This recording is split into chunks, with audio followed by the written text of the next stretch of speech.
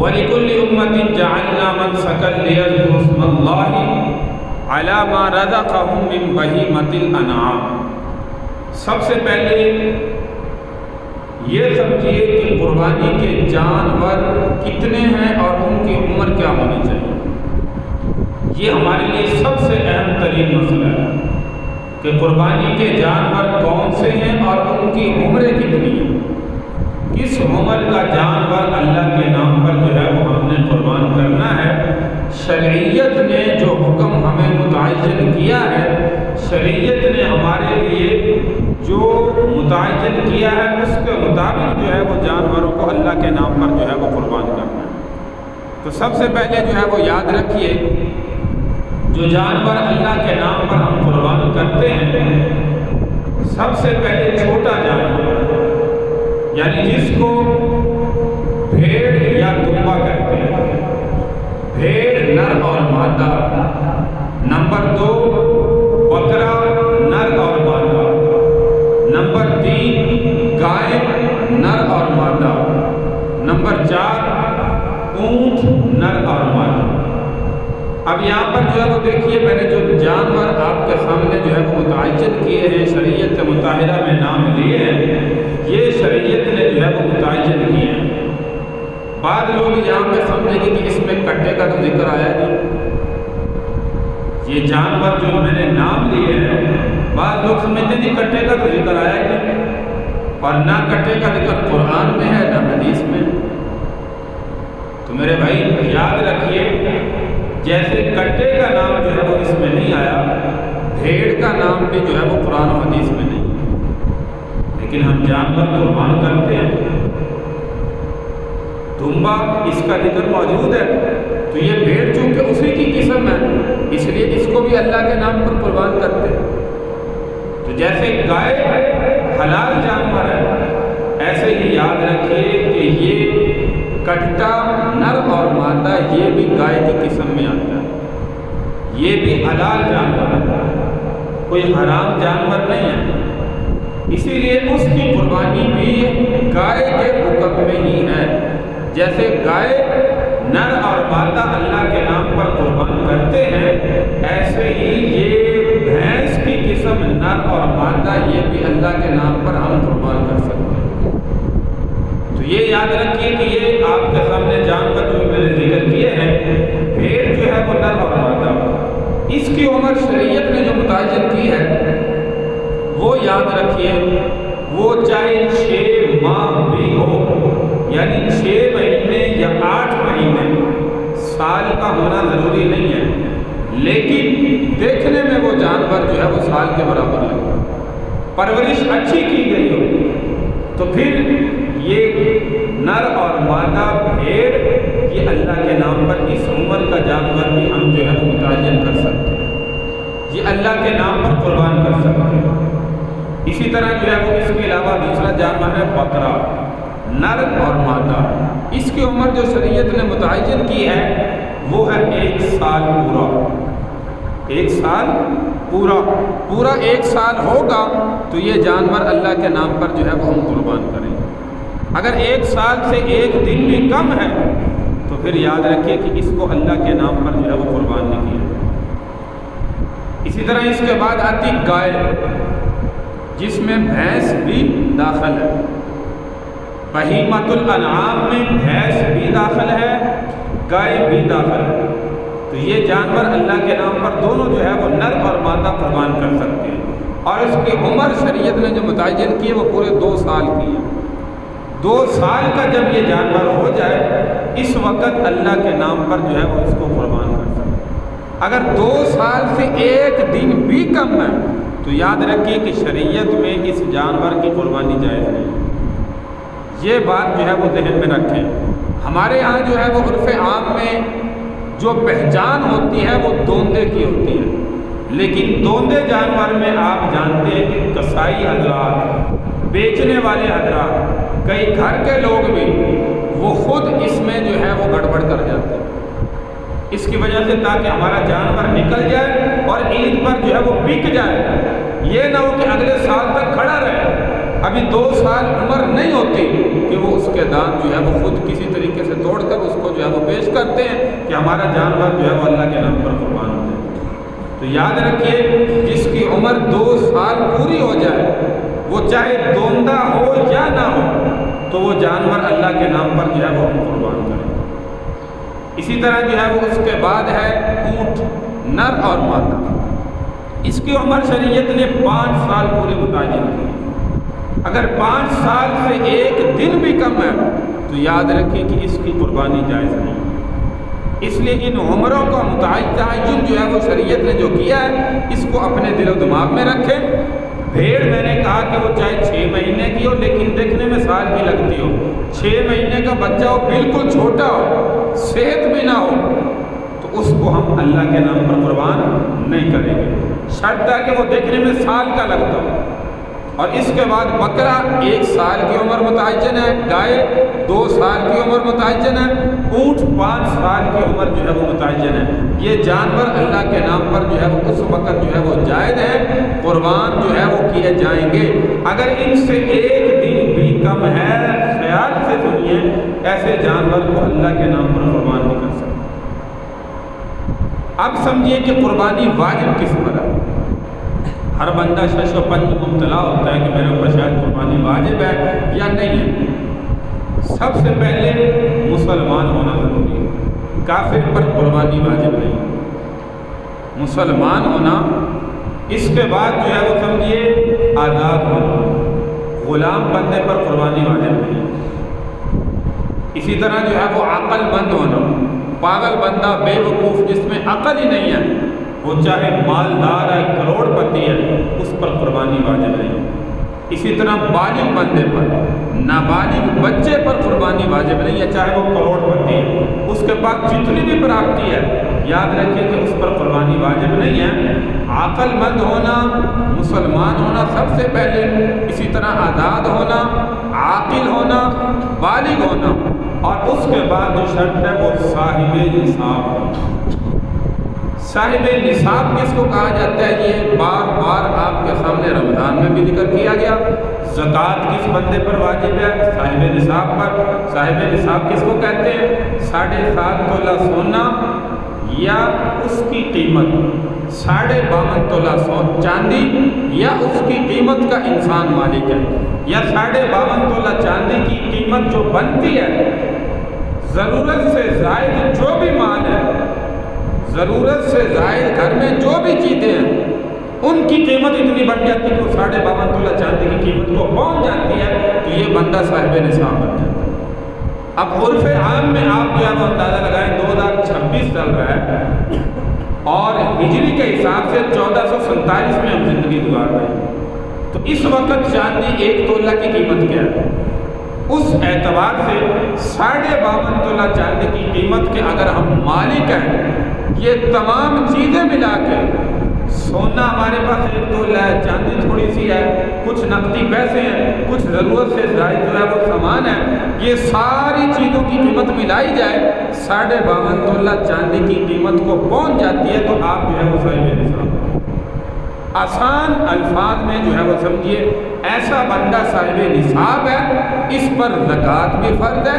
جب عید کا موقع آئے، بقرہ عید کا موقع آئے، عید الاضحیٰ کے ایام آئے، اس وقت ایسے بندے پر قربانی بھی واجب ہو جاتی ہے۔ اب بعض بندے جو ہے وہ دیکھیے گھر کے اندر، میں اکثر ہر سال یہ آپ کے سامنے ذکر کرتا ہوں، گھر میں 10 بھینسیں باندھی ہوئی، ان کا مالک ہے، خود خریدی گھر میں موجود ہے، بڑے جانور گھر میں موجود ہیں، لیکن یہ بندہ کہے کہ میں تو صاحب نصاب نہیں۔ گاؤں میں عرف عام میں یہ مال جو ہے وہ اکثر بندوں کے پاس جو ہے وہ موجود ہے، اکثر بندوں نے جانور گھر میں رکھے ہیں۔ اب ضرورت سے زائد چیز کون سی ہے؟ ضرورت سے زائد اس میں بھینس بھی آ رہے، یہ جانور بھی آ رہے، کوئی اور ضرورت سے زائد چیزیں ہیں، ضرورت اصلیہ سے زائد جو بھی چیزیں ہیں، ان کی قیمت یاد رکھیے کہ وہ صاحب نصاب کے اندر لگائی جائے۔ اب آج کے دور میں مثال کے طور پر 1 تولہ کسی بندے کے پاس، کسی عورت کے پاس تولہ جو ہے وہ سونا موجود ہے، اور ساتھ وہ نقدی چاہے 10 روپے اس کے پاس، 20 روپے، 100 روپے، 1000 روپے، اور یہ ہر عورت ہر مرد کے پاس ہوتے ہیں۔ اتنا غریب کوئی بھی نہیں ہے کسی کے پاس جو ہے وہ 100 روپیہ موجود نہ ہو۔ تو اسی طرح اگر 1 تولہ سونا موجود ہے، اس کی قیمت آج اندازہ لگائیں کتنی، تقریباً 5 لاکھ روپے بن گئی، تو ساتھ اس کے چاہے 10 کا مالک ہے، 20 روپے کا مالک ہے، تو اس بندے پر قربانی واجب ہے۔ اب بندے سمجھنے کے لیے تیار نہیں، وہ کہتے ہیں نہیں میرے پر واجب نہیں ہے، میں کیوں کروں؟ کاروبار چاہے لاکھوں کا ہو، گھر میں 10 بھینسیں ہوں، 5 بھینسیں ہوں، اور ضرورت اصلیہ سے زائد چیزیں موجود ہیں، تو مسلمان کہتے ہیں میرے اوپر تو قربانی واجب ہی نہیں۔ تو یہ میرے بھائی مسئلہ اچھی طرح ذہن نشین کریں، شریعت مطہرہ جو ہے وہ ہمارے اوپر جو چیز متعین کی ہے اس کو سمجھنے کی کوشش کریں۔ ضرورت اصلیہ سے جو بھی زائد سامان ہے، میں نے کہا اس کی قیمت جو ہے وہ 52.5 تولہ چاندی کی قیمت کا اعتبار کریں، اور اگر اتنے کا بندہ مالک ہے تو وہ بندہ صاحب نصاب ہے، اس پر قربانی واجب ہے، واجب ہونے کے باوجود چھوڑ دیتا ہے تو حدیث مبارکہ کی وعید یاد رکھیے۔ پیارے پیغمبر صلی اللہ علیہ وسلم نے فرمایا جس بندے پر قربانی واجب تھی، عامدن اس نے قربانی کا عمل وجوب چھوڑ دیا، جان بوجھ کر اس نے قربانی نہیں کی، فرمایا ایسا مسلمان عید کے دن ہماری عیدگاہ کے قریب بھی مت آئے۔ عید کی نماز پڑھنے سے اللہ کے نبی صلی اللہ علیہ وسلم روک رہے ہیں۔ تو اس لیے میرے بھائی اس سخت وعید سے جب بچیں، اس سے اندازہ لگائیں کہ ہمارے پیارے پیغمبر صلی اللہ علیہ وسلم کو ایسے مسلمان بندے پر کتنا غصہ ہے، کتنا غصہ فرما رہے ہیں، کتنی سخت وعید دے رہے ہیں کہ اس پر قربانی واجب ہے لیکن وہ جان بوجھ کر چھوڑ رہے ہیں۔ تو ایسا بندہ ہماری عیدگاہ کے قریب نماز پڑھنے کے لیے بھی نہ آئے۔ تو اس وعید کو سامنے رکھتے ہوئے میرے بھائی، جیسے پورا سال جو ہے وہ ہم اپنی مصروفیات میں سے اپنے اوپر خرچ کرتے ہیں، اس طرح عید الاضحیٰ کے موقع پر بھی یاد رکھیں کہ یہ ہمارے اوپر قربانی واجب ہے۔ ہاں اگر آپ صاحب نصاب نہیں ہیں، اتنی ملکیت آپ کے پاس موجود نہیں ہے، پھر ٹھیک آپ قربانی نہ کریں۔ جس بندے پر واجب ہی نہیں ہے اس کے لیے شریعت متعین نہیں کرتی۔ جیسے کسی بندے پر زکوٰۃ فرض نہیں ہے تو شریعت نہیں کہتی کہ بھائی تو زکوٰۃ زبردستی دے۔ جس بندے پر زکوٰۃ فرض ہوگی اسی کو شریعت حکم دیتی ہے کہ غرباء کا خیال رکھے، حاجت مندوں کا خیال کرے۔ جس پر واجب ہی نہیں ہے شریعت اسے اس پر کوئی چیز لاگو نہیں کرتی۔ تو اس لیے میرے بھائی یہ مسائل ذہن میں رکھ کر پھر جو ہے وہ قربانی کا عمل کیا کریں۔ اور قربانی کے جانور میں دیکھیے کہ ایسا جانور ہمیں خریدنا چاہیے جو ہماری نظر کو اچھا لگے۔ پچھلے دنوں میں ایک ساتھی کا فون آیا، وہ کہہ رہا تھا جی ایسا جو ہے وہ کٹا ہم نے لینا ہے اور جانور جو ہے وہ ایسا ہے، تو تصویر اس نے بھیجی، لیکن جو ہے وہ میرا دل چاہتا ہے کہ میں جو ہے وہ کٹا کروں، کبھی کہتا ہے جی میں ویڑا کروں، لیکن جو ہے وہ یہ جانور ہے۔ میں کہ اللہ کے بندے یہ جو اتنا خوبصورت جو ہے وہ دیکھنے میں نہیں لگ رہا، جانور تو جانور ہے، خوبصورت تو سارے ہی ہیں، لیکن ایک چیز ہوتی ہے نظر میں جس کا گوشت بھرا ہو، دیکھنے میں جسامت میں اچھا معلوم ہوتا ہو، اور جو ہے وہ دیکھنے سے پتہ چلے کہ واقعی یہ جانور فربہ ہے، خوبصورت ہے، اس کو اللہ کے نام پر میں قربان کروں۔ تو کہنے لگا جی ہم نے کیا کرنا، ہم نے تو گوشت ہی کھانا، گوشت ہی کھانا ہے۔ تو میرے بھائی جب گوشت کھانے کی نیت ہے تو لن ینال اللہ لحومها ولا دماؤها ولکن ینالہ التقوی منکم۔ اللہ تو کہہ رہے ہیں کہ مجھے نہ تمہارے خون کی ضرورت ہے جانور کے، نہ گوشت کی ضرورت ہے، میں تو تمہارے دل کی نیت کو دیکھوں گا کہ اس بندے کی نیت میرے لیے قربان کرنے کا کتنا عزم، کتنا ارادہ، کتنا جذبہ ہے۔ تو جب جانور کرنا اللہ کی رضا کے لیے ہے تو میرے بھائی ایسا جانور خریدے جو نظر کو اچھا لگے، خوبصورت ہو۔ اب یہاں پر بہت سے فلسفی بندے کہتے ہیں جی شریعت جو حکم متعین کرتی ہے، لیکن جو ہے وہ دیکھیے بہت سے لوگ اعتراض کرتے ہیں، ایک بندے نے 10 لاکھ کا بیل لیا، اب دیکھنے والے کہتے ہیں کتنے کا لیا ہے، مالک ہے جی 10 لاکھ، اتنا جانور جو ہے وہ اس میں پیسہ ضیاء کر دیا، آپ نے پیسہ ضائع کر دیا، اس سے اچھا جو ہے وہ 5 جانور لے لیتے۔ بھائی نظر میں اچھا لگا کہ اللہ کے نام پر میں کر رہا ہوں، سال کے بعد عید کا موقع آتا ہے، خوشی سے لے لیا، جانور اچھا لگا تو بہت اچھا عمل ہے۔ اس میں ہم نہیں کہہ سکتے کہ اتنا پیسہ تو نے خرچ کیوں کر دیا، دنیاوی ضروریات میں تو ہم نے کبھی یہ نہیں کہا۔ اور بہت سے کہتے ہیں کہ اتنا پیسہ کسی غریب کو دے دیتے، لیکن دوسری طرف دیکھیے شریعت کیا کہہ رہی ہے، جس مبارکہ کے اندر پیارے پیغمبر صلی اللہ علیہ وسلم نے فرمایا قربانی والے دن عید الاضحیٰ کے دن سب سے بڑی نیکی اور سب سے بڑا عمل اس دن یہ ہے کہ تم اپنا پسندیدہ جانور اللہ کے نام پر جو ہے وہ قربان کرو۔ اس دن یہ سب سے بڑی نیکی نہیں ہے کہ جانور کو ہم چھوڑ دیں، قربانی کے وجود کو چھوڑ دیں، یہی پیسہ ہم کسی غریب پر خرچ کر دیں، یہی پیسہ کسی حاجت مند پر خرچ کر دیں۔ نہیں میرے بھائی، شریعت ہمیں اس کا حکم نہیں دیتی۔ تو اس لیے جو جانور نظر کو اچھا لگے اور دیکھنے میں واقعتاً صحیح ہو، یہ نہ کہ اس کی ہڈیاں نظر آ رہی ہوں، کھڑا بھی بڑی مشقت سے ہو رہا ہو، ہم کہیں جی بس 1,00,000 میں 80,000 میں مل گیا اس لیے میں لے آتا کہ میری قربانی ہو جائے۔ تو ایسا جانور جو ہے وہ نہ کریں، جو دیکھنے میں انسان کو اچھا لگے، نظر کو اچھا لگے، وہ جانور اللہ کے نام پر جو ہے وہ قربان کرنا چاہیے۔ اور دوسرا جو ہے وہ اس میں یاد رکھیں عمر کتنی ہونی چاہیے اور کون سے جانور اللہ کے نام پر قربان کر سکتی ہے، یہ تفصیلاً آپ کے سامنے ذکر کر دیا۔ اسی طرح جو ہے وہ بڑے جانور کے اندر شریعت نے جو متعین کیا ہے، بڑے جانور میں 7 آدمی جو ہے وہ شریک ہو سکتے اور چھوٹے جانور میں صرف 1 بندہ شریک ہو سکتا، یعنی کہ بھیڑ ہے، دمبا ہے، بکرا ہے، یہ صرف 1 بندے کے لیے کہ ایک حصہ جس کا ہے وہ جانور اللہ کے نام پر اپنی طرف سے جو ہے وہ اکیلا جو ہے وہ نکلتا۔ اور بڑا جانور ہے، مثال کے طور پر جو ہے وہ کٹا ہے، بھینس نر اور مادہ، گائے نر اور مادہ، اس میں 7 بندے شریک ہوتے ہیں۔ شریعت نے جو حکم متعین کیا 7 سے اوپر شریک نہیں ہو سکتے، یعنی کہ 8 بندے شریک ہوں، 9 بندے شریک ہوں، یہ قربانی سب کی خراب ہوگی، ناجائز عمل ہے۔ ہاں بڑا جانور 2 بندے خریدتے ہیں، 3 بندے خریدتے ہیں، 4 بندے خریدتے ہیں کہ ہم دونوں بڑا جانور لے لیتے ہیں، اس میں ہمارا دونوں کا ایک حصہ ہو جائے گا، جائز ہے۔ شریعت نے جو حکم دیا ہے 7 سے اوپر ہی سے متعین نہیں کر سکتے۔ اگر 7 سے کم ہے، بعض دفعہ کہتے ہیں جی 5 بندے میں بھی 2 بندے رہتے ہیں، بار بار مساجد میں ہر طرف اعلان ہوتے ہیں فلاں بندے دے کول جی جانور کھڑا ہے، 5 حصے ہو گئے، 2 حصے رہتے ہیں، مہربانی صبح عید ہے، جلدی جلدی جنہوں چاہیے جن نے عید کرنی ہے وہ آ کے اپنا حصہ متعین کریں۔ نہیں میرے بھائی، اگر 2 بندے ہیں، 3 بندے ہیں، 4 بندے ہیں، 5 بندے ہیں، جائزہ کر سکتے، اس حساب سے اپنا گوشت جو ہے وہ تقسیم کریں۔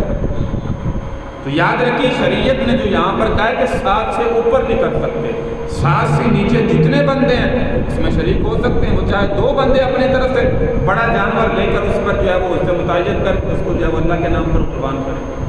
اور اس میں جو ہے وہ یہ بات یاد رکھیں، ہماری بار بار یہ ذکر کیا جا رہا ہے کہ گوشت کھانے کی نیت نہ ہو، کھانا تو ہے۔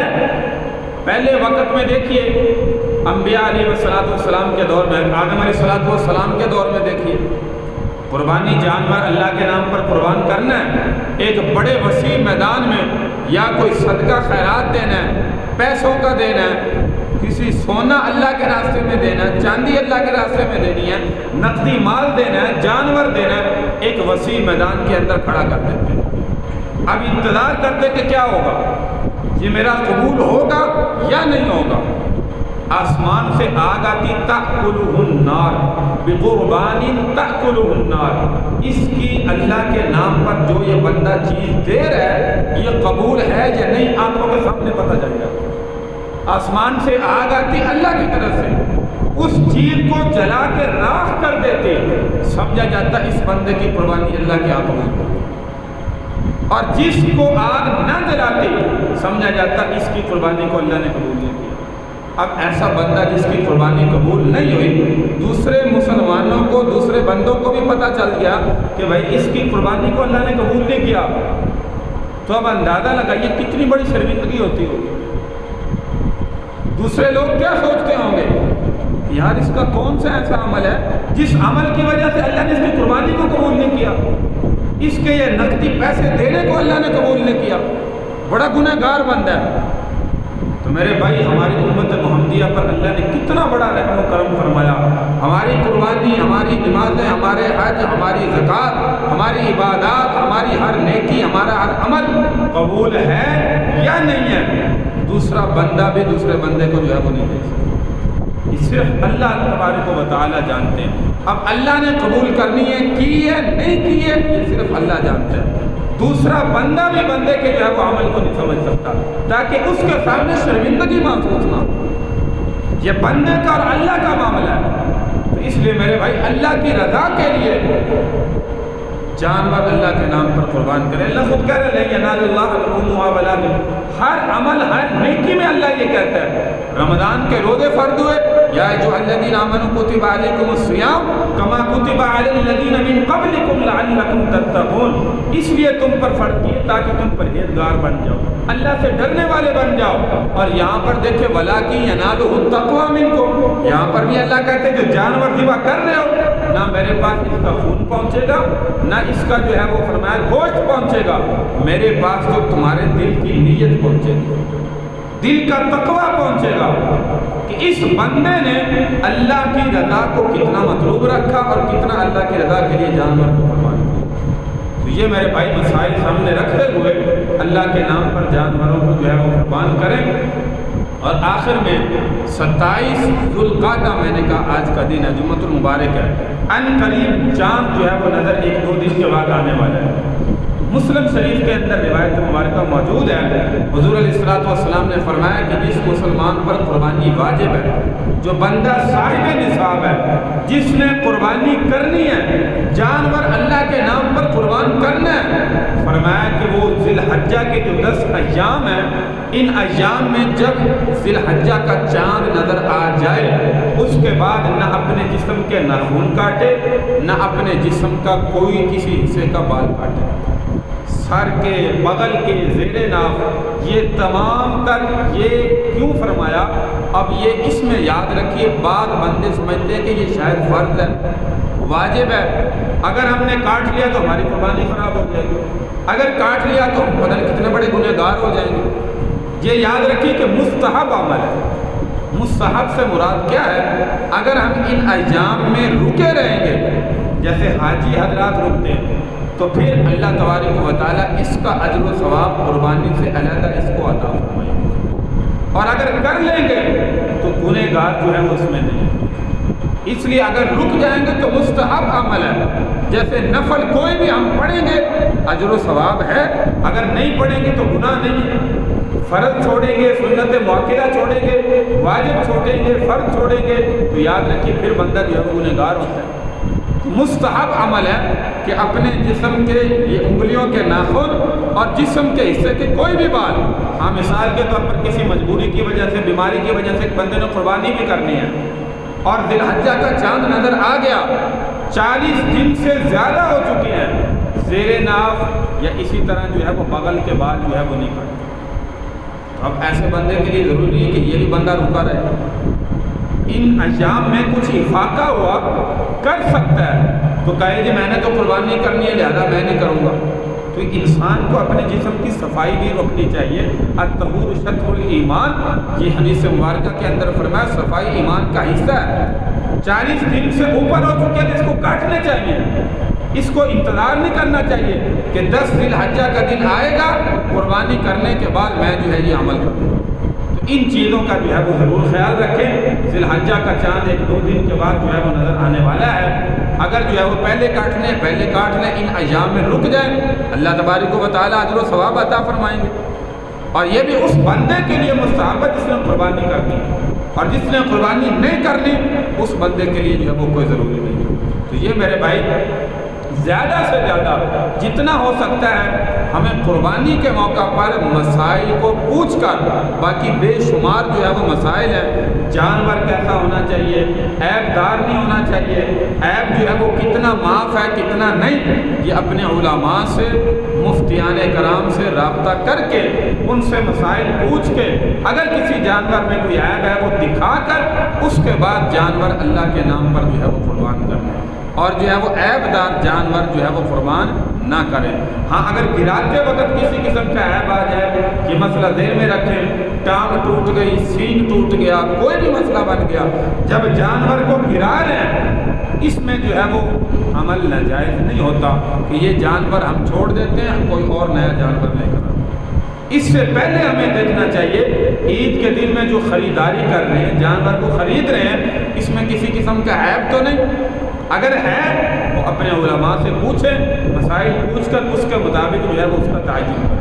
اللہ تبارک و تعالیٰ سے دعا ہے کہ اللہ تعالیٰ ہمیں عمل کی توفیق عطا فرمائے، ان ایام میں زیادہ سے زیادہ اللہ اپنی رضا کے لیے جانوروں کو اپنے نام پر قربان کرنے کی توفیق عطا فرمائے۔